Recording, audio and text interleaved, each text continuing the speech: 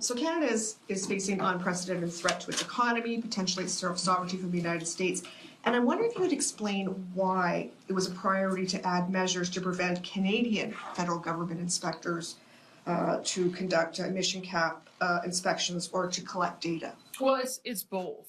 We have had two issues that have emerged since December. So the Alberta Sovereignty within a United Canada Act, we already signaled that we would be moving in this direction because the federal government has not taken their threat of an emissions cap off the table. This is the mechanism to be able to address that problem.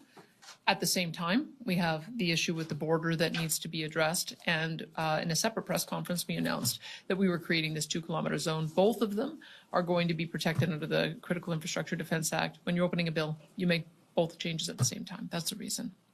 But why this? I mean, it's the threats are coming from, the tariffs, right?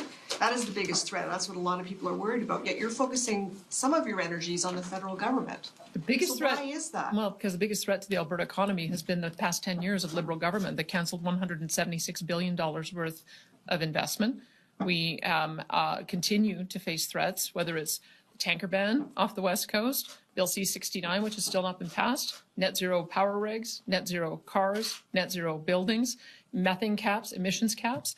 If they continue doing that, it'll crush our economy. So I would say that we face a dual threat. Yes, we have to deal with the tariffs, but we also equally have to deal with a federal Liberal government that has tried to crush our economy for the past 10 years.